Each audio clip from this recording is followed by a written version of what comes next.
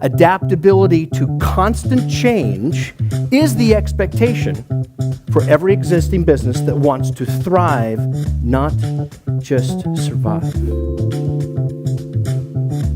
Believe me when I say, every business will be disrupted sooner or later. And that means every single one of us, well, we need to be prepared to turn disruption into our competitive advantage. Pamplona, Spain has the running of the, yes, and Indianapolis has Indy 500, yes. Council, Idaho hosts the World Championship Porcupine races. It's true. Every 4th of July, this little tiny mountain town takes an ordinary day and turns it into an extraordinary, world-renowned event. The goal? Get your porcupine to the finish line before anyone else. Your problem? Porcupines do not run in straight lines. And if you don't handle them properly, there are some unpleasant consequences on the back end. Some of you are saying, Stephen, this sounds like my job. Over the years, I've worked with leaders in both large and small businesses, and I've found that most of them have some things in common with the competitors of the porcupine races. It's true. They all have a desire to win. For the most part, everyone has access to the same tools to do the job. Those who do not handle unexpected change very well don't get very far. But those who do succeed know their strengths, have a simple strategy, and respond quickly when things need to change. I found you after you gave your porcupine presentation, and I just had to say a few things. One of them was it was the strongest presentation I believe I've ever seen, so it made a lot of sense to me.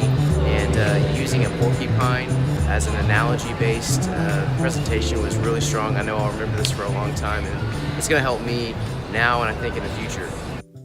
When it's your time to turn disruption into your competitive advantage, it's imperative that you realize that every problem that presents itself is an opportunity waiting for a leader. You see, when you make the decision of your direction, that's when you've positioned yourself to take the lead.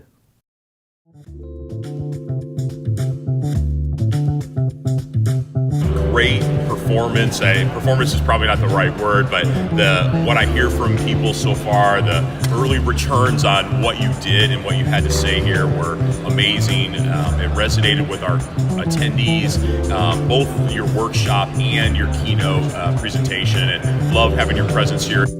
Walk. My physical need quickly overpowered my need for greater persuasion skills. And so I gave in and I climbed down the ladder and I went to that door and I dismantled all the security and I opened the door and I took a big breath and I stepped out prepared to die. And nothing happened. I went, oh, okay. Took the flashlight and I followed the path through the trees all the way up to the outhouse, and I gotta tell you, when I got there, I was relieved.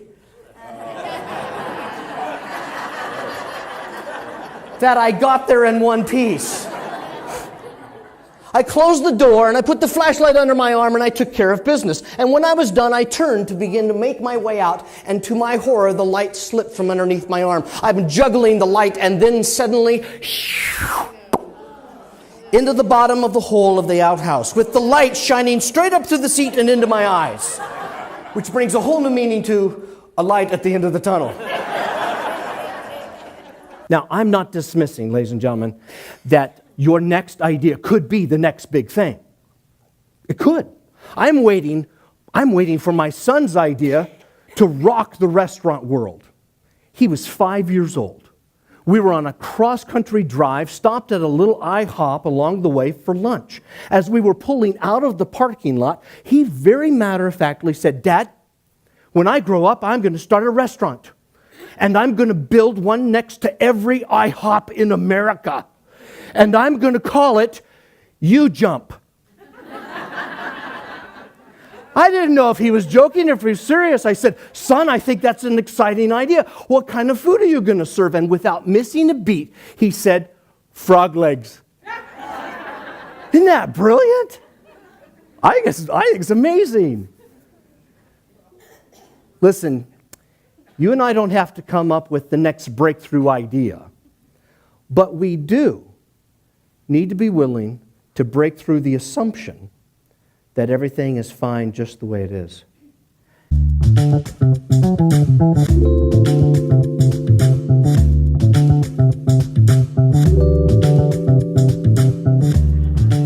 And then he said, Stephen, there's nothing worse than starting the race to find your partner going the wrong way.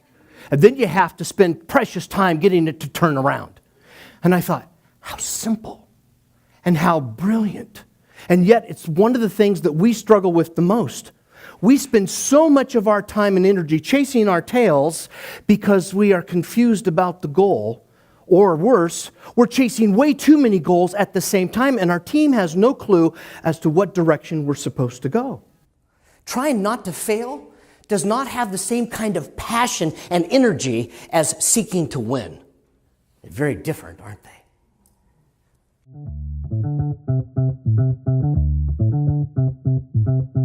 Great speaker talking about prickly people having to deal with that situation, had some great techniques to overcome that.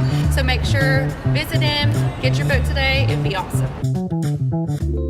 The secret to genuine success is to resist taking the exit right before the extra mile.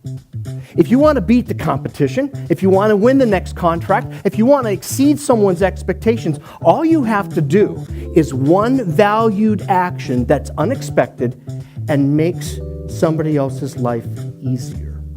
That's it. And businesses and individuals who are spending time strategically thinking, how can we go the extra mile? Those are the ones who are going to discover ideas that serve unmet needs and fast-track solutions to the problems that we face. And when you act on your ideas, you will gain the advantage. What I've learned is that if you want to reach the finish line, you've got to be willing to do what few people will want to do. And that's to get in the fence and in the race and to take the risks.